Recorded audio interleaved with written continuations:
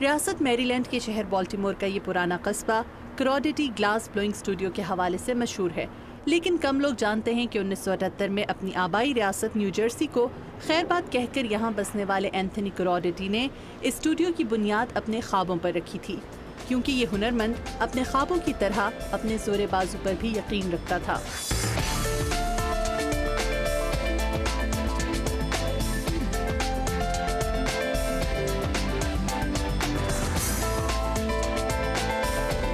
سونا آگ میں جل کر کندن بنتا ہے، مگر کراڈٹی نے شیشے کو آگ میں کندن بنانے کے فن میں مہارت حاصل کی، اور کہتے ہیں کہ اس فن سے ان کا عشق ہر گزرتے دن کے ساتھ مزید گہرا ہو رہا ہے۔ مجھے یہ فن اور اس سے جڑی ہر چیز پسند ہے، آگ کی تپش، شیشہ بنانے کے اوزار، یہ آوازیں اور اس سے جڑی ہر چیز۔ گلاس بلوئنگ یا پھونکوں کی مدد سے شیشہ بنانے کے فن کے پہلے مرحلے میں لوہے کی ایک سلاخ پر بھٹی سے پگھلا ہوا شیشہ لیا جاتا ہے، پھر اس گرم سلاخ کو پانی پر رکھ کر اسے ایک خاص درجہ حرارت پر لایا جاتا ہے۔ بعض اوقات شیشے کو کسی شکل میں ڈھالتے وقت اس میں مختلف رنگ بھی شامل کر دیے جاتے ہیں، اس کے بعد اسے دوبارہ آگ کی بھٹی میں ڈالا جاتا ہے، جس میں دہکتی آگ کا درجہ حرارت 1200 سینٹی گریڈ ہوتا ہے۔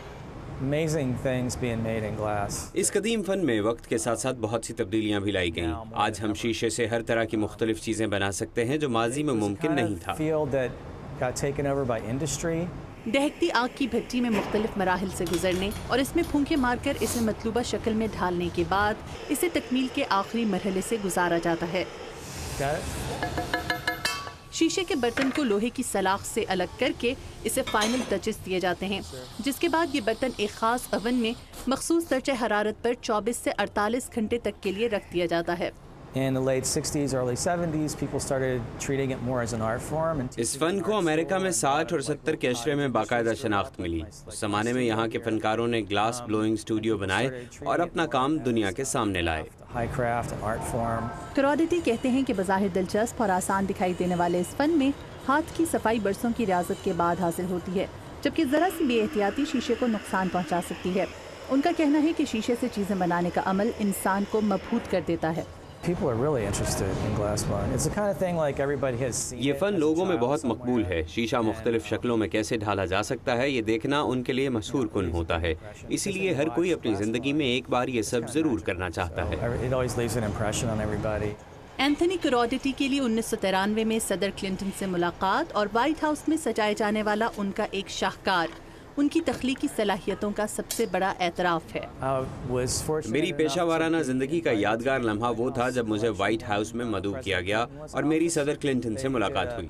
وائٹ ہاؤس میں شیشے سے بنی چیزوں کے متعلق نمائش میں امریکہ بھر سے 70 کے قریب فنکاروں کا کام رکھا گیا تھا۔ کراڈٹی کہتے ہیں کہ شیشے کو مختلف رنگوں اور انداز میں ڈھالنا مشکل کام تو ضرور ہے، لیکن ان کی یہ محنت گاہک کی پسند سے وصول ہو جاتی ہے، اور اگر آج وہ کبھی گزرے ماہ و سال کے سود و ضیاع کا حساب کرنے بیٹھیں تو کالج میں گلاس بلوئنگ سیکھنے کے فیصلے کو اپنی زندگی کا بہترین فیصلہ مانتے ہیں۔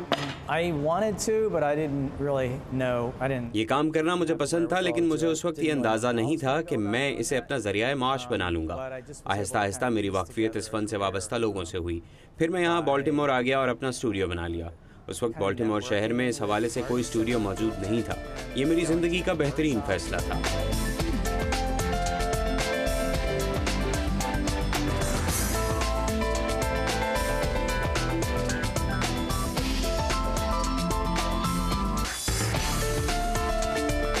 یہ اسٹوڈیو شیشے سے بنی اشیاء کے حوالے سے امریکہ بھر میں ایک مستند نام بن چکا ہے۔ یہاں داخل ہو کر آپ کو یوں لگتا ہے کہ گویا آپ رنگوں کی دنیا میں آ گئے ہوں۔ یہاں مختلف رنگوں کے برتن اور سجاوٹ کی اشیاء اور شیشے سے بنی منفرد جیولری بھی دستیاب ہے، جبکہ گھر میں سجائے جانے والی بہت سی منفرد اشیاء بھی ملتی ہیں جو یہاں کے لوگوں میں خاصی مقبول ہیں۔ میں نے ایک پھول بنانے کی کوشش کی تھی اور آپ یہاں پر دیکھ سکتے ہیں یہ شیشے کا کچھ نہ کچھ بن گیا، غالباً پھول جیسی شکل دکھائی دے رہی ہے۔ اس سے مجھے اندازہ ہوا ہے کہ دکھائی دینے میں یہ کام جتنا آسان ہے، کرنے میں یہ واقعی اتنا ہی مشکل ہے۔ مدیحہ انور، اردو VOA، بالٹیمور، میری لینڈ۔